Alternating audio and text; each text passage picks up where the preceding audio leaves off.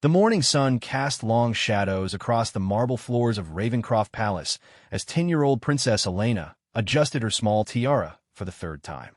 Her trembling fingers betrayed the nervousness she tried so hard to hide. Today was the annual Children's Charity Gala, an event where the youngest members of the royal family were expected to shine before hundreds of distinguished guests and cameras from around the world. Elena had been preparing for this moment for weeks. She had memorized her speech about supporting underprivileged children, practiced her curtsy until her legs ached, and even learned to smile on command despite the butterflies that seemed to have taken permanent residence in her stomach.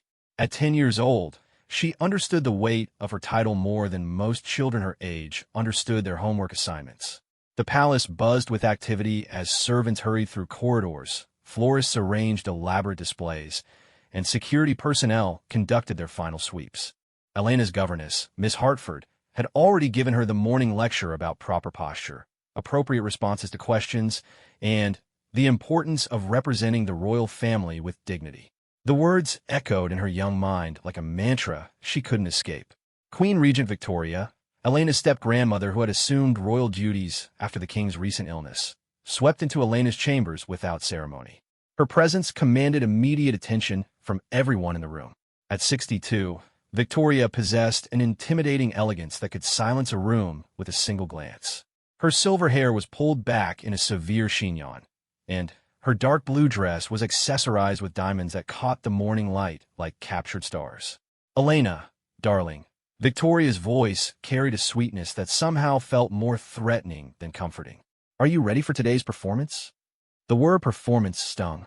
Elena had hoped that her step-grandmother might see this as an opportunity for her to contribute meaningfully to charity work, something she genuinely cared about. But Victoria's choice of words made it clear that this was theater, not heart. "Yes, Your Majesty," Elena replied, executing a perfect curtsy despite the way her hands shook slightly. "I've practiced my speech many times." Victoria circled Elena like a hawk examining its prey, adjusting the young princess's dress here and there, tightening the ribbon in her hair, and scrutinizing every detail of her appearance. "Remember, child, today you represent not just yourself, but the entire royal lineage. Every word you speak, every gesture you make will be analyzed and judged by thousands of people." Elena nodded solemnly, feeling the weight of expectation settling on her small shoulders like a heavy cloak. She had grown up understanding that her life was not entirely her own, but days like today made that reality feel particularly suffocating. "I've arranged for you to be introduced by Lady Margaret," Victoria continued, referring to the palace's head of public relations. "She'll present you to the crowd, and then you'll deliver your speech. Keep it simple, keep it sweet, and whatever you do, don't deviate from the script we've prepared." The script. Elena had read it so many times she could recite it in her sleep. It was filled with carefully crafted phrases designed to tug at heartstrings while maintaining the appropriate royal distance. Every word had been chosen not for its truth, but for its impact on the watching world. As the morning progressed, Elena found herself shuttled from one preparation to another. Hairstylists ensured every curl was perfect. Makeup artists applied just enough color to make her look healthy under the bright lights, and wardrobe assistants made final adjustments to her powder blue dress. Through it all, she felt less like a person and more like a doll being prepared for display. The other members of the royal family began arriving for the pre-event briefing. Prince Alexander, Elena's father, appeared distracted and distant, checking his phone repeatedly and offering only absent nods when Elena tried to catch his eye. He had been struggling with his own demons lately, and Elena had learned not to expect much emotional support from him during public events. Princess Catherine, Alexander's sister, and Elena's aunt offered a sympathetic smile but was quickly swept away by her own team of advisors. Everyone seemed to have someone pulling them in different directions, leaving Elena feeling increasingly isolated despite being surrounded by dozens of people. The charity gala was being held in the palace's grand ballroom, a magnificent space with crystal chandeliers, gold-leafed walls, and floor-to-ceiling windows that overlooked the royal gardens. As Elena peeked through the curtains, she could see the room filling with elegantly dressed guests, photographers positioning their equipment, and television crews testing their cameras. Her heart raced as she realized that in just a few hours, She would be standing before all those people, expected to deliver a flawless performance that would be broadcast to millions around the world. The magnitude of it all suddenly hit her with overwhelming force. Nervous, little princess? Elena turned to see Captain James Morrison, head of the Royal Guard, approaching with his characteristic gentle smile. Unlike the other adults in her life, James had always treated Elena as a person first and a princess second. He was a tall man with kind eyes and a presence that somehow made Elena feel safer whenever he was around. A little, Elena admitted quietly, not wanting anyone else to overhear her confession of weakness. James knelt down, so he was at her eye level, a gesture that always made Elena feel like he was really listening to her. You know, I've been doing this job for 15 years, and I still get nervous before big events. The secret is remembering why you're really there. To represent the royal family with dignity. Elena recited automatically, parroting what she'd been told countless times. James shook his head gently. No, Elena, you're there because you have something important to say about helping children who need support. Focus on that message, on the good you're trying to do, and everything else will fall into place. For the first time that morning, Elena felt a spark of genuine excitement rather than pure anxiety. James was right. She did care deeply about helping other children, especially those who didn't have the advantages she'd been born with. If she could focus on that genuine feeling rather than on the pressure to be perfect, maybe she could get through this day. As the morning wore on, Elena found herself in the palace library, reviewing her speech one final time. The room was her favorite place in the entire palace, filled with thousands of books that transported her to different worlds where princesses went on adventures rather than attending formal galas. She was deep in concentration when Queen Regent Victoria appeared in the doorway, her expression unreadable. Elena, we need to discuss some last-minute changes to your presentation. Elena's stomach dropped. Changes meant more things to remember, more opportunities to make mistakes, more pressure she didn't need. The charity organizers have requested that you personally present the donation check to the charity representatives, Victoria explained, producing a large ceremonial check from behind her back. This will make for better photographs and show our family's direct involvement in charitable giving. Elena nodded, trying to hide her growing anxiety. The speech was challenging enough. Now she had to coordinate a check presentation as well, all while maintaining perfect posture and an appropriate smile for the cameras. Additionally, Victoria continued, her voice taking on a sharper edge, I want to remind you that this event is crucial for our family's public image. Recent difficulties have put us under increased scrutiny. Your performance today needs to be absolutely flawless. The recent difficulties Victoria referenced were the ongoing scandals surrounding several adult members of the royal family. Financial improprieties, relationship drama, and political controversies had dominated headlines for months, putting enormous pressure on the family to present a united, positive front to the public. Elena understood, even at her young age, that she was being used as a symbol of innocence and hoped to counteract the negative press surrounding her relatives. The weight of that responsibility felt enormous for someone who still needed help reaching the top shelves in the palace library. As the afternoon approached, Elena was moved to a preparation room adjacent to the grand ballroom. Through the walls, she could hear the growing murmur of conversation as more guests arrived. The sound of camera shutters clicking and reporters testing their microphones created a constant background noise that made her heart race faster. Miss Hartford appeared with final touch-ups to Elena's appearance, adjusting her tiara one last time and reminding her to keep her shoulders back and her chin up. Remember, dear, you must project confidence even if you don't feel it. The cameras will pick up on any sign of uncertainty. Elena practiced her speech silently, moving her lips without sound as she ran through each carefully crafted sentence. She had memorized every pause, every emphasis, every gesture that was supposed to accompany each phrase.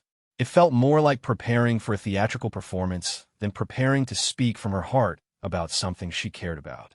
The door opened, and Lady Margaret entered with her clipboard and earpiece, looking like a general preparing for battle. Princess Elena, it's time for final preparations. The program begins in 30 minutes, and you're scheduled to speak at precisely 2 o'clock. Elena nodded, her throat suddenly feeling dry. She reached for a glass of water, but her hands were shaking so much that she was afraid she might spill it on her dress. Take deep breaths, Lady Margaret advised, though her tone suggested she was more concerned about keeping the schedule than about Elena's emotional state. Remember, this is just another day. You've been training for this your entire life. But that was exactly the problem, Elena realized. She had been training for this her entire life, and yet she still felt completely unprepared. No amount of practice could eliminate the fundamental terror of knowing that millions of people will be watching her every move, ready to criticize any mistake or imperfection. Captain Morrison appeared in the doorway, and Elena felt a wave of relief wash over her. His presence always made her feel more secure, more capable of handling whatever challenges lay ahead. "How are we doing, Princess?" he asked, and Elena could tell from his tone that he genuinely cared about her answer. "I'm ready," she said, trying to sound more confident than she felt. James studied her face carefully, the way he always did when he was assessing a potential security threat. But instead of looking for external dangers, Elena realized he was looking for signs that she was being pushed beyond her emotional limits. "Would you like me to escort you to the stage area?" he offered. "I'll be nearby during your speech, just out of camera range." Elena nodded gratefully. Knowing that James would be close by made the prospect of facing the crowd feel slightly less terrifying. As they prepared to leave the preparation room, Queen Regent Victoria made one final appearance. Her expression was stern, her posture rigid with expectation. "Elena, I trust you understand the importance of today. The entire royal family's reputation rests on your shoulders this afternoon." Elena felt the weight of those words settle over her like a heavy blanket. At 10 years old, she was being asked to carry the reputation of an institution that had existed for centuries, to somehow erase the mistakes of adults through her own perfect performance. "I understand, Your Majesty," Elena replied, her voice barely above a whisper. Victoria leaned down, bringing her face close to Elena's. "Good, because failure is not an option today, child. Not for you, and not for this family." The words hung in the air like a threat as Victoria swept from the room, leaving Elena alone with Captain Morrison and the crushing weight of expectation that had been placed upon her young shoulders. James knelt down again, placing a gentle hand on Elena's shoulder. "Remember what I told you earlier, Princess. Focus on why you're really here, on the message you want to share about helping other children. That's what matters, not all the rest of this noise." Elena nodded, trying to hold onto his words like a lifeline in a storm. In just a few minutes, she would walk onto that stage and face the most challenging moment of her young life. Everything she had been taught, everything she had practiced, everything she believed about herself would be put to the test in front of an audience that would judge her every word and gesture. As they walked toward the grand ballroom, Elena could hear the sound of applause as other speakers took the stage. Each round of clapping brought her closer to her own moment in the spotlight, her own test of everything she had been trained to be. The corridor leading to the stage area was lined with palace staff, all of whom offered encouraging smiles and whispered words of support. But Elena could also see the tension in their faces, the understanding that today's event was more than just a charity gala. It was a crucial test of the royal family's ability to maintain public support during troubled times. As they reached the entrance to the stage area, Elena could see the massive crowd through the gap in the curtains. Hundreds of faces looked back at her, along with the intimidating array of cameras and lighting equipment that would broadcast her every move to the world. Lady Margaret appeared at her side with a final checklist, ensuring that Elena had her speech cards, that her microphone was properly positioned, and that she understood the sequence of events for her presentation. "Remember," Lady Margaret said quietly, "you have exactly 7 minutes for your speech, followed by the check presentation. The photographers will want shots from multiple angles, so be sure to pause and smile after handing over the check." Elena nodded mechanically, trying to process all the final instructions while simultaneously fighting the growing panic in her chest. She felt like she was drowning in expectations, protocols, and demands that seemed to multiply with each passing minute. Through the curtains, she could hear the master of ceremonies beginning her introduction. "Ladies and gentlemen, it is my great honor to present Her Royal Highness Princess Elena, who will be speaking today about the importance of supporting underprivileged children in our communities." The applause began, and Elena knew there was no turning back. In just moments, she would step out onto that stage and face the most important test of her young life, carrying with her the hopes and fears of an entire royal family whose reputation hung in the balance. Elena stepped onto the stage with as much grace as her trembling legs could manage. The grand ballroom stretched before her like an ocean of expectant faces, each person representing a judgment waiting to be passed. The crystal chandeliers cast brilliant light across the room, but instead of feeling warm and welcoming, the illumination felt harsh and exposing, like being under a microscope.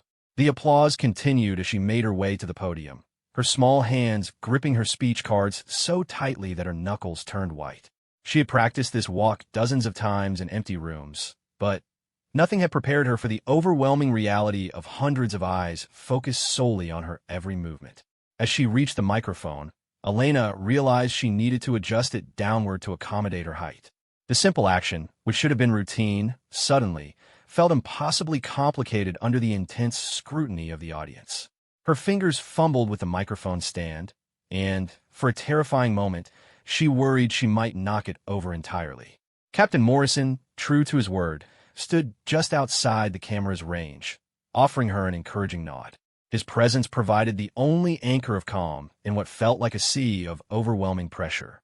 Elena took a deep breath, remembering his advice about focusing on her genuine desire to help other children. "Good afternoon, distinguished guests," Elena began, her voice sounding smaller than she had hoped despite the amplification. "Thank you for joining us today for this important celebration of charitable giving and community support." The words came automatically at first, exactly as she had practiced them. But as she continued through her prepared remarks, Elena began to notice things that hadn't been apparent during her rehearsals. She could see photographers moving around the room, their camera lenses pointed at her like weapons. She could observe the way some audience members checked their phones while she spoke, their attention divided between her words and their own distractions. Most unsettling of all, she could see Queen Regent Victoria standing near the side entrance, her face a mask of critical evaluation. Every gesture Elena made, every inflection in her voice, was being measured against an impossible standard of perfection that Victoria had established. Children around the world face challenges that many of us cannot imagine. Elena continued, finding her rhythm as she reached the part of her speech that genuinely mattered to her. They struggle with hunger, lack of education, inadequate health care, and the absence of safe places to call home. As she spoke these words, Elena thought about the charity visits she had made with her governess, the faces of children she had met who lived in circumstances so different from her own palatial existence. Those memories gave weight and authenticity to her words in a way that no amount of coaching could have achieved. But even as she found her emotional connection to the speech, Elena couldn't escape the awareness that she was performing. Every pause was calculated, every gesture had been choreographed, and every smile was designed to photograph rather than reflect her genuine feelings. The audience seemed to be responding positively, nodding at appropriate moments, and maintaining the kind of respectful attention that such events demanded. But Elena wondered how many of them were truly listening to her message versus simply observing her performance as a young royal fulfilling her ceremonial duties. As she moved into the middle section of her speech, Elena noticed a shift in the room's energy.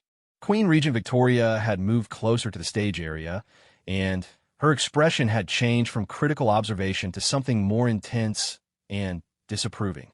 Elena tried to ignore the distraction, but Victoria's presence felt like a dark cloud moving across her concentration.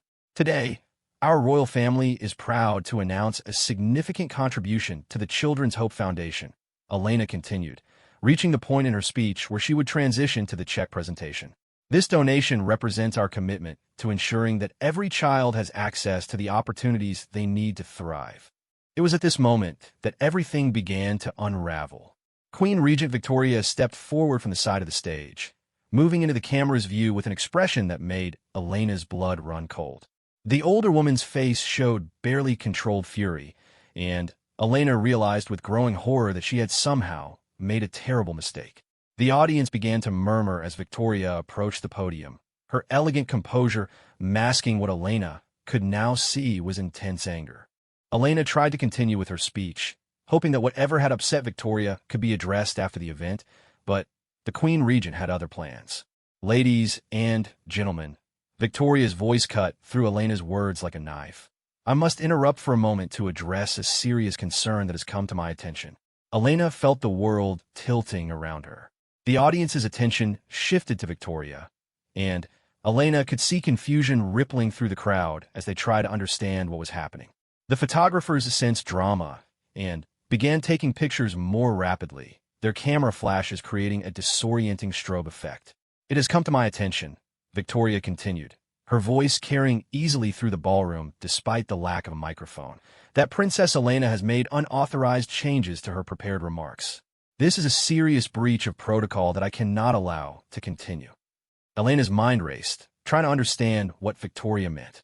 She had followed her speech exactly as written, hadn't she? She quickly glanced down at her cards, scanning through the words she had just spoken, searching for any deviation from the approved text. Furthermore, Victoria's voice grew colder. "The princess appears to have forgotten the fundamental principle that royal speeches must be cleared through proper channels before delivery. Her improvised comments about royal family commitments exceed her authority as a junior member of our household."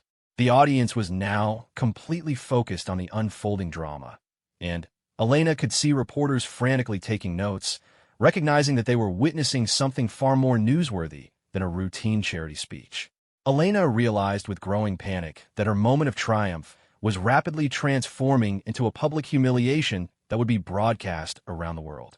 Elena tried to speak, to defend herself, or at least understand what she had done wrong, but Victoria continued her public critique without pause. At her age and position, Princess Elena is expected to follow instructions precisely, without interpretation or embellishment. Today's display shows a concerning lack of discipline that reflects poorly on her education and guidance. The words hit Elena like physical blows. Standing there in front of hundreds of people, being criticized and corrected by the Queen Regent, she felt smaller and more helpless than she had ever felt in her life. The beautiful dress that had made her feel special that morning now felt like a costume in a play where she had forgotten all her lines. Captain Morrison stepped forward from his position at the side of the stage, his expression showing the kind of controlled alarm that Elena had never seen from him before. As head of the Royal Guard, his primary responsibility was protecting the royal family from threats, but Elena realized that he was witnessing a different kind of danger entirely. "Your Majesty," James addressed Victoria with careful diplomacy, "perhaps this discussion would be more appropriate in a private setting, after the princess has completed her presentation to our guests." Victoria turned her icy gaze toward James, and Elena could see that the Queen Regent was not pleased by his intervention. "Captain Morrison, I appreciate your concern, but this is a matter of royal protocol that requires immediate correction. The princess must understand that there are consequences for failing to follow proper procedures." Elena stood frozen at the podium, her speech cards trembling in her hands, as the argument about her future played out in front of an increasingly uncomfortable audience. She wanted to disappear, to somehow escape from the spotlight that now felt like a prison rather than an opportunity to help charitable causes. The charity representatives who were supposed to receive the ceremonial check stood awkwardly to one side, clearly unsure whether to approach the stage or wait for the royal drama to resolve itself. Elena realized that her genuine desire to help these organizations was being completely overshadowed by whatever power struggle was playing out between Victoria and her security detail. "Ladies and gentlemen," Victoria addressed the audience directly. "I apologize for this interruption, but it's important that even our youngest family members understand the importance of discipline and proper behavior. Princess Elena will now return to her prepared remarks, and we will proceed with today's program as originally planned." But Elena couldn't return to her prepared remarks. Her mind had gone completely blank, her carefully memorized words scattered by the shock and humiliation of Victoria's public correction. She looked down at her speech cards, but the words seemed to swim before her eyes, made meaningless by her fear and confusion. The silence stretched for what felt like hours, but was probably only seconds. Elena could hear the whispers starting in the audience, could see the reporters leaning forward in anticipation of what would happen next. She was trapped in a nightmare where every possible response seemed wrong, where even her silence was being judged and found wanting. Captain Morrison made a decision that would change everything. Stepping forward with the kind of calm authority that had made him one of the most respected members of the royal security team, he addressed the situation with a directness that cut through the tension like a sword. "Your Majesty, with respect, I believe Princess Elena has been following protocol exactly as instructed. She has delivered her approved speech with grace and composure, and any perceived deviations appear to be the result of natural speaking patterns rather than unauthorized changes to the content. The confrontation between Victoria and James played out in full view of the audience, creating exactly the kind of spectacle that royal events were designed to avoid. Elena realized that by trying to correct what she saw as her mistake, Victoria had created a far more damaging situation than any minor speech deviation could have caused. Elena's hands began to shake more violently as she realized that her simple charity speech had somehow triggered a crisis that was spiraling beyond anyone's control. The cameras continued to flash, the reporters continued to scribble notes, and she remained frozen at the center of it all, a 10-year-old girl whose only crime had been trying to speak from her heart about helping other children. Victoria's face showed a mixture of rage and calculation as she processed James's public disagreement with her assessment. Elena could see that the Queen Regent was weighing her options, trying to find a way to maintain her authority while minimizing the public relations disaster that was unfolding in real time. Captain Morrison, Victoria's voice was dangerously quiet. I believe you may have misunderstood your role in today's proceedings. Security personnel are not responsible for evaluating the content of royal speeches. James stood his ground, his expression respectful but unwavering. Elena realized that he was risking his career to protect her, challenging the Queen Regent's authority in the most public way possible. The knowledge that someone was willing to defend her gave Elena a small spark of courage, even as she recognized the enormous personal cost James was accepting on her behalf. "You are correct, Your Majesty," James replied evenly. "My role is to protect the members of the royal family from all threats to their well-being.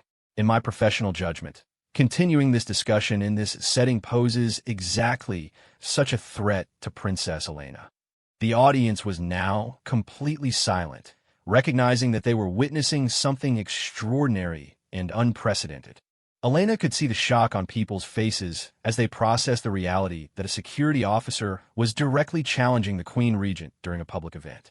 Elena found her voice at last, though it came out as barely more than a whisper. "I'm sorry," she said into the microphone, her words carrying across the silent ballroom. "I didn't mean to cause any problems. I just wanted to help the children."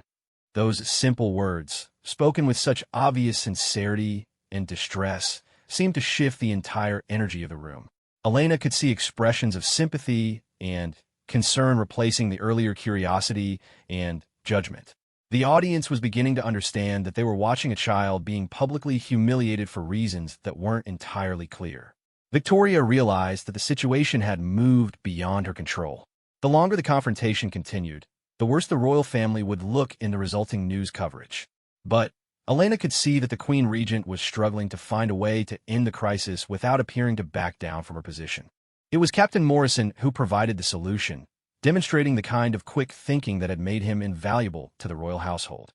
"Perhaps, Your Majesty, we could complete today's program and address any concerns about protocol in a more appropriate setting afterward.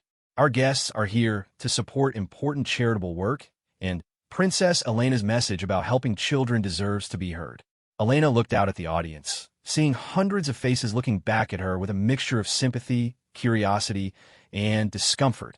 She realized that everyone in the room was waiting to see what she would do next, whether she would crumble under the pressure or find some way to salvage the situation. Drawing on reserves of strength she didn't know she possessed, Elena straightened her shoulders and looked directly into the cameras that had documented her humiliation. "Thank you for your patience," she said, her voice growing stronger with each word. "I hope you'll remember that today is really about helping children who need our support, and I'm honored to present this donation to the Children's Hope Foundation." The check presentation proceeded, but Elena could see that everything had changed.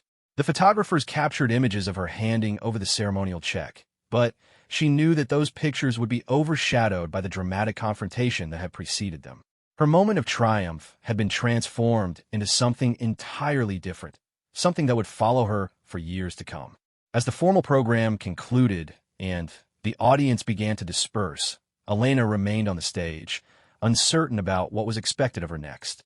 Queen Regent Victoria had disappeared immediately after the check presentation, leaving Elena alone with Captain Morrison and the lingering sense that nothing would ever be the same again. James approached Elena as the ballroom emptied, his expression showing both pride in her resilience and concern for what the confrontation might mean for her future. "You handled that with remarkable grace, Princess," he said quietly. "Your parents would be proud of how you conducted yourself under such difficult circumstances." But Elena wasn't sure that grace under pressure was enough to overcome the damage that had been done. She had learned a harsh lesson about the realities of royal life, about the ways that even her best intentions could be twisted into weapons against her, and about how quickly a moment of triumph could transform into a public humiliation that would echo far beyond the walls of the palace. The hours following the charity gala felt like living in a nightmare that Elena couldn't wake up from. She had been escorted back to her chambers immediately after the event, passing through corridors filled with staff members whose expressions ranged from sympathetic to carefully neutral. Every person they encountered seemed to understand that something significant had happened, but no one appeared willing to discuss it openly. Miss Hartford had helped Elena out of her formal dress in complete silence, the absence of the governess's usual chatter speaking volumes about the gravity of the situation. The beautiful powder blue gown that had made Elena feel so special that morning now hung in her wardrobe, like a reminder of everything that had gone wrong. Elena sat on her bed in a simple day dress, staring out the window at the palace gardens where tourists continued their normal visits, completely unaware of the crisis unfolding within the royal residence. The contrast between the peaceful scene outside and the chaos she felt inside made everything seem surreal and disconnected. A soft knock on the door interrupted her brooding. "Come in," Elena called, expecting to see Miss Hartford returning with tea or perhaps her father coming to discuss the day's events. Instead, Captain Morrison entered, his usually confident demeanor showing signs of strain that Elena had never seen before. "Princess Elena," James said, closing the door carefully behind him. "I wanted to check on how you're feeling after this afternoon's events." Elena looked at him with a mixture of gratitude and worry. She understood that James had risked his career to defend her, and the weight of that sacrifice felt almost as heavy as the original humiliation. "Are you in trouble because of what happened?" she asked directly, her concern for him momentarily overshadowing her own distress. James smiled, but Elena could see that it didn't reach his eyes. "That's not your concern, Princess. My job is to protect you, and that includes protecting you from situations that could cause emotional harm. What happened today was not acceptable, regardless of any protocol concerns." The validation of her feelings provided some comfort, but Elena still struggled to understand exactly what had triggered Victoria's angry intervention. "Did I really say something wrong in my speech? I tried so hard to follow the script exactly as it was written." James pulled up a chair beside Elena's bed, abandoning the formal distance that protocol usually required. "Elena, you delivered that speech beautifully. Your words were sincere, age-appropriate, and perfectly suited to the charitable purpose of the event. Any reasonable person listening would have been impressed by your composure and genuine concern for helping other children. Then, why was the Queen Regent so angry?" Elena's voice was small, filled with the confusion of a child, trying to understand adult motivations that seemed completely irrational. James hesitated, and Elena could see him weighing how much truth a 10-year-old could handle about the complex politics and personal dynamics within the royal family. "Sometimes, Elena, adults make mistakes. Sometimes they let their own stress and pressure cause them to react in ways that aren't fair to others, especially children who are doing their best." The diplomatic answer didn't fully satisfy Elena, but she recognized that James was trying to protect her from harsh realities that might be too damaging for her process. Still, she had experienced those harsh realities firsthand, and she deserved to understand what had happened to her. "Will there be consequences?" Elena asked. "And for me?" Before James could answer, the door opened again, and Elena's father, Prince Alexander, entered with an expression that combined worry, anger, and exhaustion in equal measure. He had clearly been dealing with the fallout from the charity gala for the past several hours, and the strain was evident in every line of his face. "Elena, sweetheart," Alexander said, moving quickly to embrace his daughter. "I'm so sorry about what happened today. You did nothing wrong, absolutely nothing wrong." The relief Elena felt at hearing those words from her father was overwhelming. She had been carrying the fear that perhaps Victoria had been right, that she had somehow failed in her responsibilities, and embarrassed the royal family through her own incompetence. Alexander held Elena for a long moment before turning to address James. Captain Morrison, I owe you an enormous debt of gratitude for how you handled today's situation. Your intervention prevented what could have been an even worse crisis. James nodded respectfully, but Elena could see the tension in his posture. Your Highness, I simply followed my professional judgment about protecting a member of the royal family from an untenable situation. And in doing so, you've probably saved us all from a public relations disaster that could have lasted for years, Alexander replied. However, I need you to know that Queen Regent Victoria has demanded your immediate dismissal from the Royal Guard. Elena gasped, the confirmation of her worst fears hitting her like a physical blow. James had sacrificed his career to protect her, and now he would lose everything because he had stood up for what was right. Additionally, Alexander continued, Victoria has insisted that Elena be removed from all public appearances for the foreseeable future, pending what she calls intensive retraining in royal protocol and proper deportment. The words felt like a prison sentence.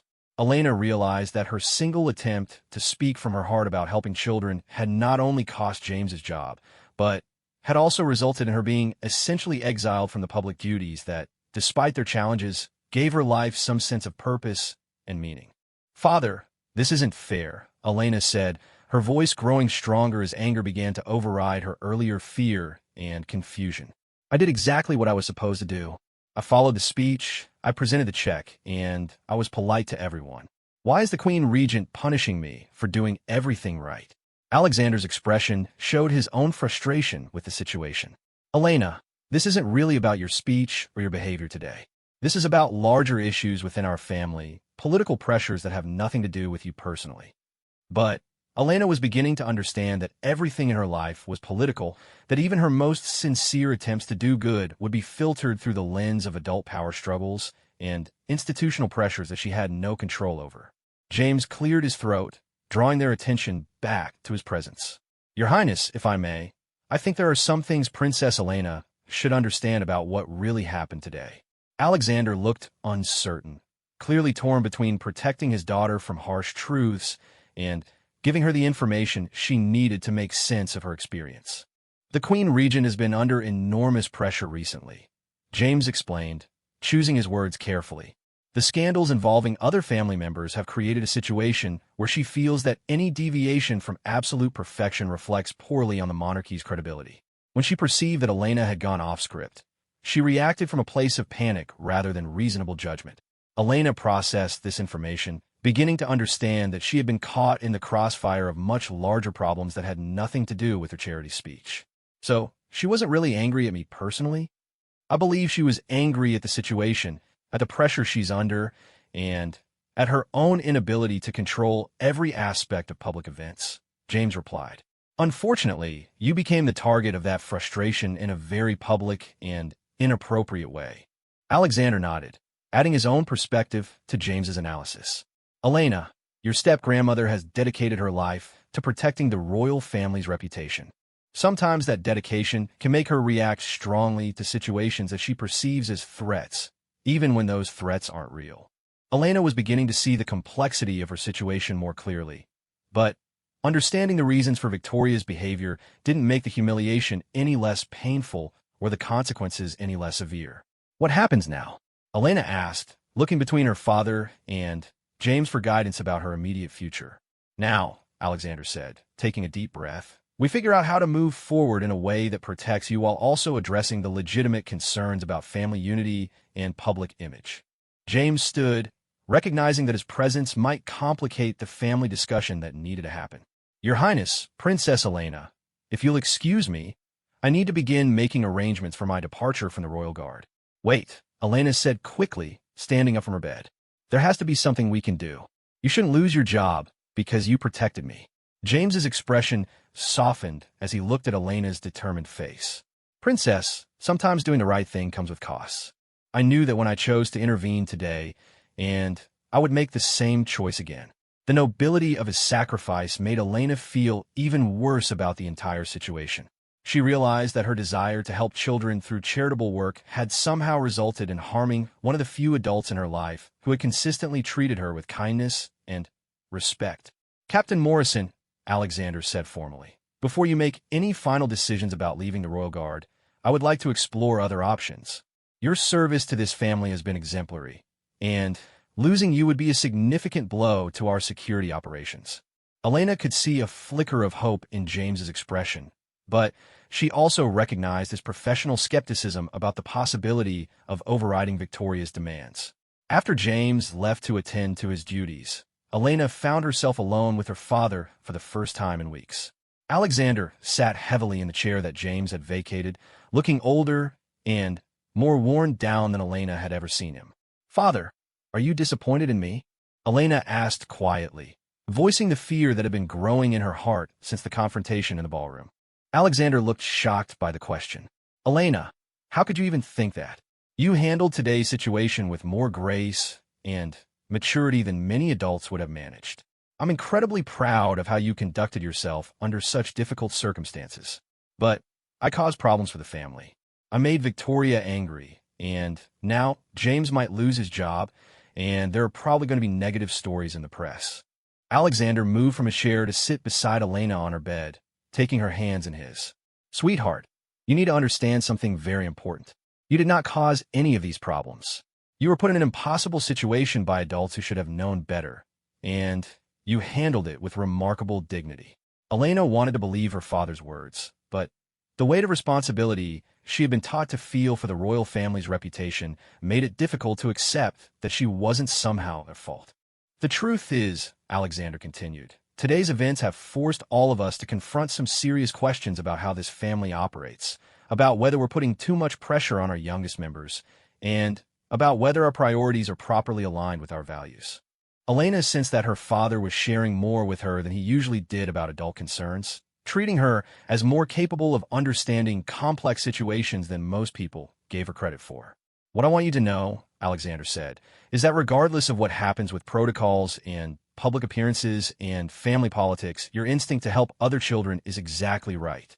That compassion, that desire to make a difference in the world, is the most important part of who you are." As evening approached, Elena remained in her chambers, but she could hear increased activity throughout the palace. Staff members moved through the corridors more quickly than usual. Phones rang constantly in nearby offices, and she could occasionally catch fragments of urgent conversations about media response and damage control. Miss Hartford brought dinner to Elena's room rather than having her join the family in the main dining hall, another sign that the day's events had fundamentally changed her status within the palace hierarchy. The isolation felt like a preview of the exile that Victoria had decreed, a taste of how different her life would be if she were truly removed from all public duties. As Elena picked at her meal, she made a decision that would define her response to the day's crisis. She would not allow herself to be silenced or sidelined by fear of making mistakes. If her genuine desire to help children could cause such controversy, then perhaps the problem wasn't with her intentions, but with a system that prioritized appearance over substance. She began planning her next moves, thinking about ways to continue her charitable interests even if she were banned from official events. Elena realized that being humiliated in public had taught her something valuable about her own strength and resilience, lessons that no amount of protocol training could have provided. The 10-year-old princess was discovering that sometimes the most important moments in life come not from following rules perfectly, but from standing up for what's right even when doing so comes with significant personal costs. As she looked out at the darkening gardens, Elena felt a new sense of determination growing within her, a resolve that would shape all her future interactions with the institution she had been born to serve. The palace felt different in the days following the charity gala, as if the very walls had absorbed the tension and uncertainty that now permeated every interaction. Elena found herself living in a strange sort of limbo, officially confined to her chambers and private study areas while the adults around her engaged in heated discussions about her future and the broader implications of the public confrontation. From her window, Elena could see the increased presence of media vehicles parked outside the palace gates. Reporters and photographers maintained a constant vigil, hoping to capture images or gather information about the unprecedented scene they had witnessed. The story had grown beyond a simple royal protocol breach into something much larger, a symbol of the pressures facing modern monarchy and the costs of expecting perfection from children. Miss Hartford had become increasingly nervous and distracted, clearly uncomfortable with the ambiguous situation Elena found herself in. The governess attempted to maintain normal lessons and routines, but every activity felt stilted and artificial when both teacher and student understood that nothing about Elena's life was normal anymore.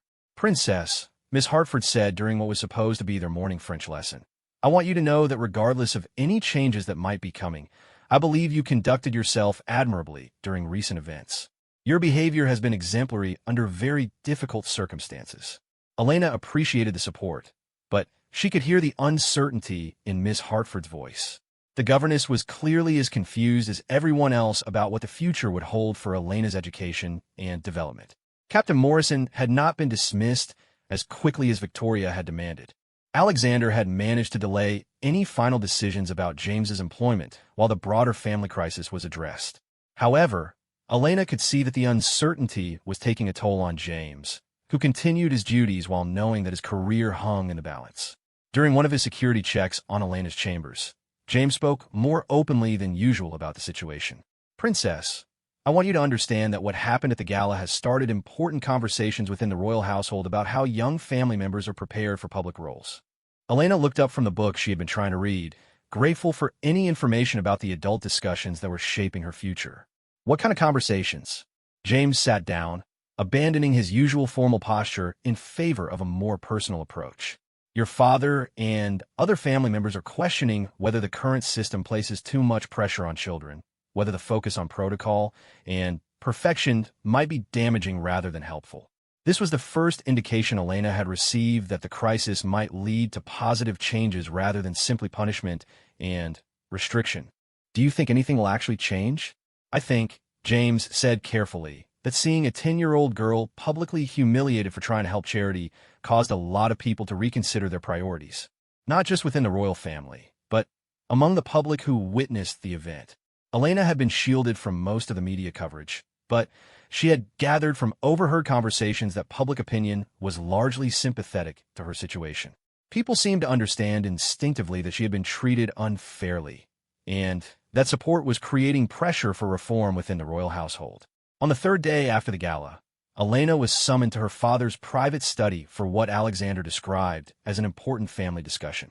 She entered the elegant room to find not just her father, but also her Aunt Catherine and, surprisingly, Captain Morrison sitting around the large mahogany table that usually hosted meetings about state affairs. "Elena," her father began, "we've been having extensive discussions about recent events and their implications for your role within the royal family. We wanted to include you in these conversations because the decisions we make will fundamentally affect your life."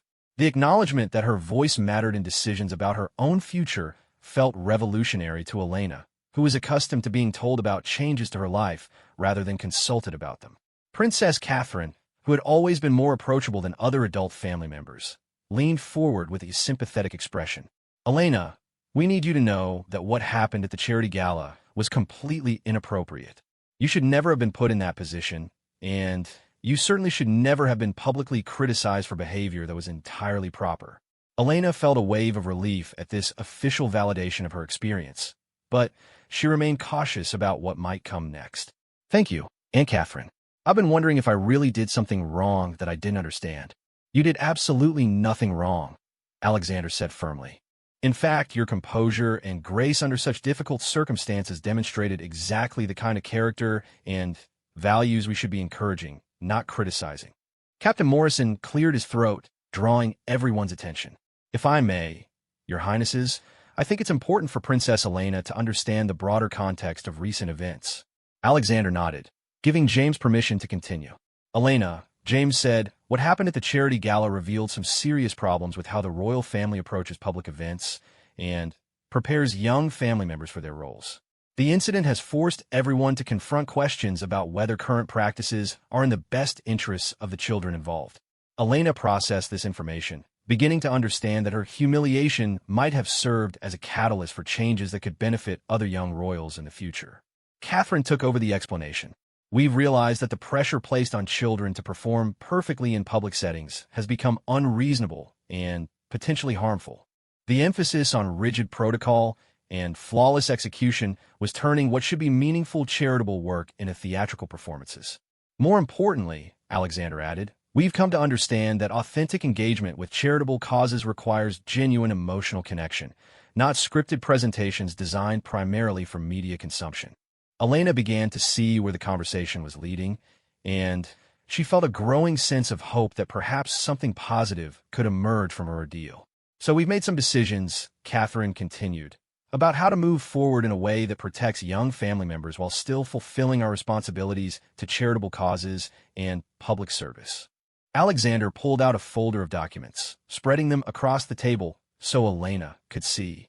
First, we're implementing new guidelines for royal children's public appearances. No child under 12 will be required to deliver formal speeches or participate in events where they might be subjected to intense media scrutiny. Elena felt mixed emotions about this development. While she appreciated the protection it would provide, she also worried that it might prevent her from engaging with the charitable work that genuinely mattered to her. Second, Catherine said, we're creating new opportunities for meaningful charitable engagement that don't involve formal public events. This might include private visits to organizations, hands-on volunteer work, and behind-the-scenes support that focuses on actual impact rather than photo opportunities. This sounded much more appealing to Elena, who had always been more interested in the substance of charitable work than in the ceremonial aspects of royal duties. Third, Alexander continued, we're restructuring the relationship between the royal household and Queen Regent Victoria to ensure that decisions about children's welfare and development are made by their parents and guardians, not by institutional authorities who may prioritize protocol over personal well-being. Elena understood that this represented a significant shift in power dynamics within the royal family, a direct response to Victoria's inappropriate intervention at the charity gala. Captain Morrison spoke up again, addressing Elena directly. Princess, these changes mean that my role in protecting you will be formalized and expanded. I'll be working directly with your father to ensure that you're never again placed in a situation where your emotional well-being is secondary to institutional concerns. Elena felt tears forming in her eyes, not from sadness but from relief and gratitude. The adults in her life were not only acknowledging that she had been treated unfairly, but were taking concrete steps to prevent similar situations in the future. What about the Queen Regent? Elena asked, recognizing that Victoria's reaction to these changes would likely be significant. Alexander and Catherine exchanged glances before Alexander responded. Victoria has been informed that her authority over decisions regarding royal children has been substantially limited. She remains an important advisor on many matters, but child welfare and development are no longer within her purview. Elena could imagine Victoria's reaction to this diminishment of her power and influence. The Queen Regent had built her entire identity around controlling every aspect of royal family presentation, and losing authority over the children would feel like a personal and professional defeat. Will she be angry with me? Elena asked, voicing her concern about future interactions with Victoria. Elena, Catherine said gently, Victoria's anger is not your responsibility to manage. You are a child, and adults are responsible for creating an environment where you can thrive and grow without fear of arbitrary punishment or public humiliation. The conversation continued for another hour, covering practical details about Elena's modified schedule, her continued education, and the new structure of her charitable activities. Elena found herself actively participating in planning her own future, offering opinions about the types of volunteer work that interested her, and expressing her preferences about how to balance private family time with public responsibilities. As the meeting concluded, Elena realized that the worst day of her young life had led to the most empowering conversation she had ever experienced with adult family members. For the first time, she felt like her thoughts and feelings were being treated as important factors in decisions about her life. Captain Morrison remained behind after the others left, wanting to address Elena's earlier concerns about his job security. Princess, I want you to know that your father has offered me a new position within the royal household, one that specifically focuses on ensuring the safety and well-being of family children. The Queen Regent no longer has authority to dismiss me from this role. Elena felt enormous relief at this news. So you're not being punished for standing up for me. On the contrary, James smiled. I'm being rewarded for fulfilling my actual responsibility, which is protecting members of the royal family from all threats to their well-being, including institutional threats. As Elena returned to her chambers that evening, she felt a sense of cautious optimism about her future. The changes that had been announced wouldn't eliminate all the challenges of being a royal child, but they represented a significant step toward treating her as a person rather than simply as a symbol or performer. She began thinking about the charitable work she wanted to pursue under the new guidelines, imagining opportunities to make real differences in children's lives without the pressure of perfect public performance. For the first time since the charity gala, Elena allowed herself to hope that her desire to help others might be possible to fulfill in meaningful ways. The 10-year-old princess was learning that sometimes the most important victories come not from avoiding conflict, but from standing up to unfair treatment and forcing positive change. Her public humiliation had been transformed into a catalyst for reform that would benefit not only herself but future generations of royal children. As she prepared for bed, Elena realized that she had discovered something crucial about her own character and values. She was not willing to sacrifice her authentic desire to help others for the sake of avoiding controversy, and she was not willing to accept treatment that diminished her dignity as a person. These realizations would shape every decision she made as she grew into her role as a member of the royal family. 6 months after the charity gala that changed everything, Princess Elena stood in the playground of Meadowbrook Children's Home, her hands dirty from planting flowers in the community garden she had helped design. Instead of a formal royal dress, she wore practical jeans and a t-shirt, her hair pulled back in a simple ponytail that allowed her to work alongside the children without worrying about maintaining a perfect appearance. The transformation in Elena's life had been gradual but profound.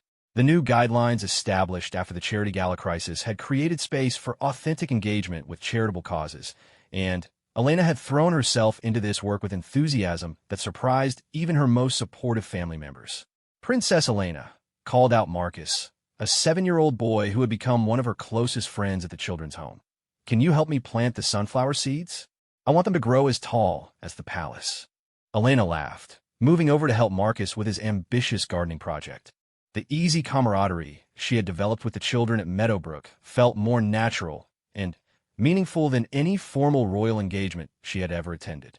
Captain Morrison watched from a respectful distance, his new role as protector of royal children allowing him to ensure Elena's safety while giving her the freedom to engage authentically with her environment.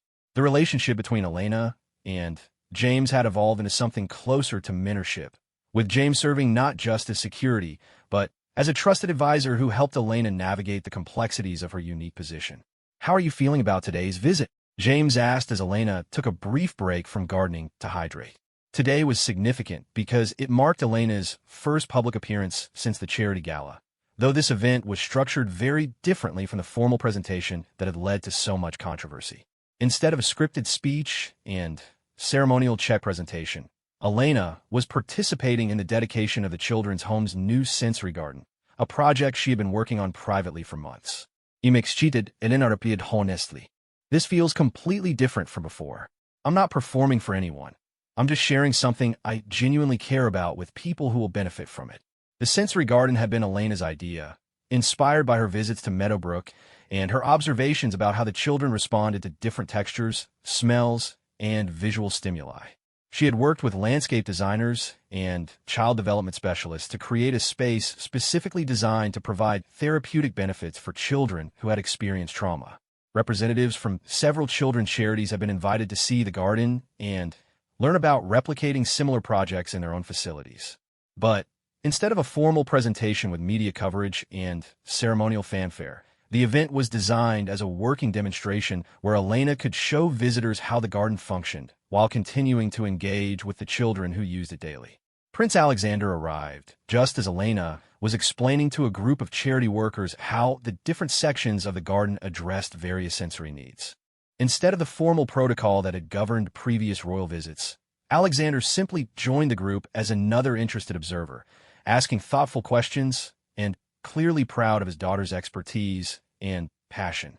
"Elena has been coming here twice a week for the past 4 months, Alexander explained to the visiting charity representatives.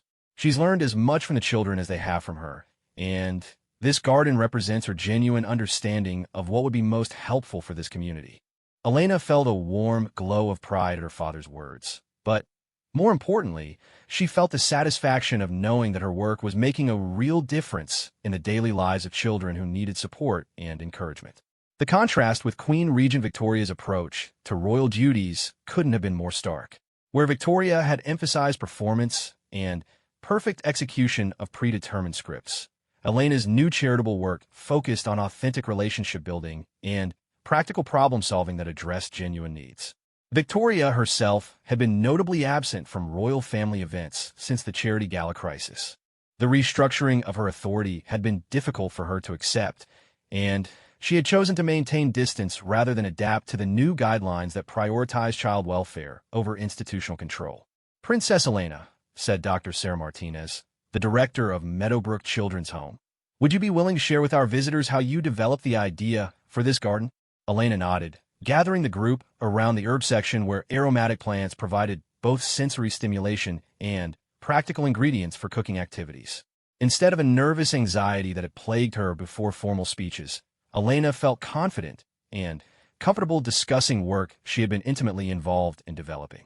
"When I first started visiting Meadowbrook," Elena began, "I noticed that some of the children seemed to feel calmer when they could touch different textures or smell pleasant scents. I asked Dr. Martinez about it, and she explained how sensory experiences can help children process emotions and feel more grounded. The explanation flowed naturally, without scripts or formal language, as Elena described the research she had done, the experts she had consulted, and the design process that had led to the garden's creation.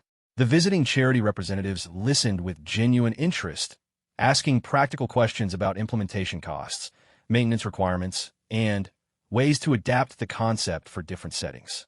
Captain Morrison observed the interaction with satisfaction, recognizing that Elena had found her authentic voice in a way that formal royal protocols had never allowed. The young princess was demonstrating exactly the kind of meaningful public service that the royal family reforms had been designed to encourage. As the group moved through different sections of the garden, Elena introduced visitors to several of the children who regularly used the space, facilitating conversations that highlighted the practical benefits of the therapeutic design. Marcus proudly showed off the sunflowers he had planted, which were indeed growing toward impressive heights. "The best part," Elena explained as they reached the quiet meditation area surrounded by lavender plants, "is watching how the children use the space in their own ways. We designed it with specific therapeutic goals, but the kids have found creative uses we never anticipated." 8-year-old Sophie demonstrated by showing how she used the smooth river rocks in the tactile section to create patterns that helped her feel calm when she was upset about missing her family.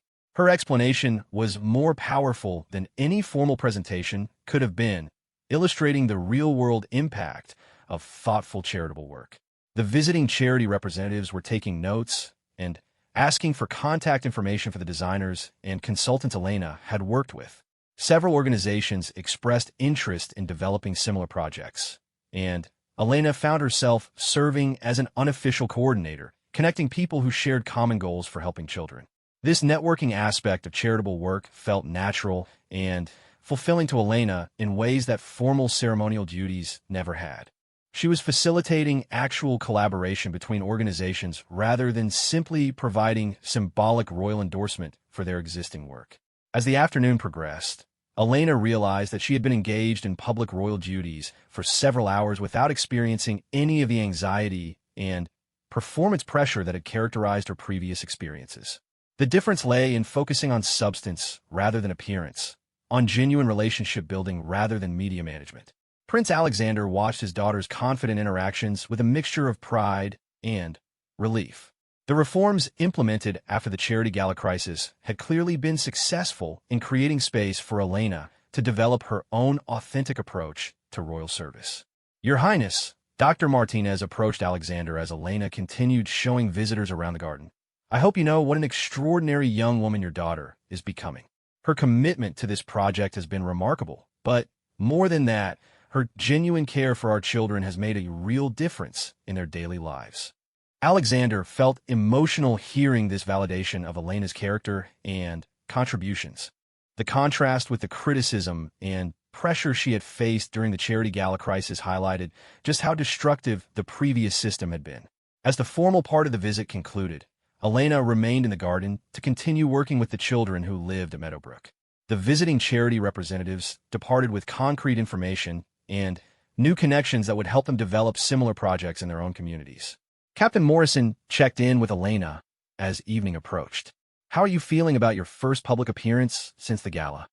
Elena looked around at the garden she had helped create, watching children play and explore in a space designed specifically for their needs and healing. "It doesn't feel like a public appearance at all," she said thoughtfully. "It feels like sharing something I care about with people who can help more children benefit from it." This, James realized, was exactly what authentic royal service should look like. Elena had discovered a way to use her position and resources to create genuine positive impact while maintaining her personal dignity and emotional well-being. The drive back to the palace gave Elena time to reflect on how dramatically her life had changed since the charity gala crisis.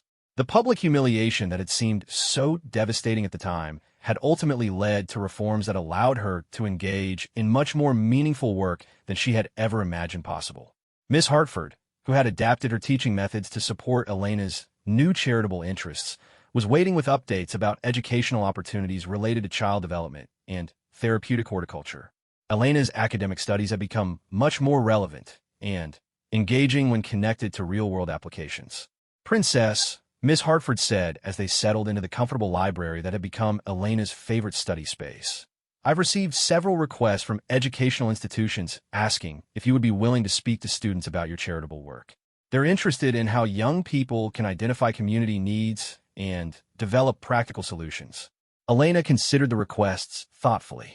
The idea of speaking to students her own age about meaningful work felt appealing, especially since it would involve sharing genuine experiences rather than delivering scripted presentations. "I think I'd like that," Elena said. "But I want to make sure it's structured as a conversation rather than a formal speech. I want to learn from them about their own ideas for helping their communities." This approach reflected the collaborative spirit that had become central to Elena's charitable work. Rather than positioning herself as an expert delivering wisdom to others, she preferred to facilitate exchanges of ideas and experiences that benefited everyone involved.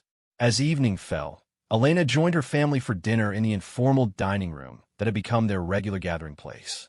The stiff formality that had previously characterized family meals had been replaced by genuine conversation about their respective work and interests. Prince Alexander shared updates about his own charitable initiatives, which had been restructured to focus more on direct impact and less on ceremonial appearances. Princess Catherine discussed her work with environmental conservation organizations, and even younger family members were encouraged to share their thoughts and ideas about social issues they cared about. Elena described her day at Meadowbrook, the enthusiasm of the visiting charity representatives, and the progress the children were making in their use of the sensory garden. Her family listened with genuine interest and pride, treating her contributions as valuable and important rather than simply indulging a child's hobby. "Elena," Alexander said as dinner concluded, "I want you to know how proud I am of the person you're becoming. The work you're doing at Meadowbrook and the approach you're taking to charitable service represent the very best of what royal family membership can accomplish." Elena felt deeply satisfied by her father's recognition, but even more importantly, she felt confident about the direction her life was taking. The crisis that had seemed so devastating had ultimately led her to discover her authentic voice and meaningful purpose. As she prepared for bed that night, Elena reflected on the transformation in her relationship with her royal identity. Instead of feeling burdened by expectations and protocols that seemed disconnected from real-world impact, she now saw her position as providing unique opportunities to facilitate positive change in ways that aligned with her personal values and interests. The 10-year-old princess had learned that authentic leadership comes not from perfect execution of predetermined roles, but from identifying genuine needs and working collaboratively to address them. The sensory garden at Meadowbrook was just the beginning of what Elena hoped would be a lifetime of meaningful service that honored both her royal heritage and her personal commitment to helping others. Looking out her window at the palace gardens where she had once felt isolated and overwhelmed, Elena now saw possibilities for similar therapeutic spaces that could benefit other children. Her ordeal had taught her that the most important crown she could wear was not made of jewels and gold, but of compassion, authenticity, and the courage to stand up for what truly mattered. The broken crown of her public humiliation had been transformed into something much more valuable, a clear understanding of her own values and the strength to pursue meaningful work regardless of external pressures. Elena had discovered that true royal service meant using her privileges and platform to create positive change in the world, one relationship and one project at a time.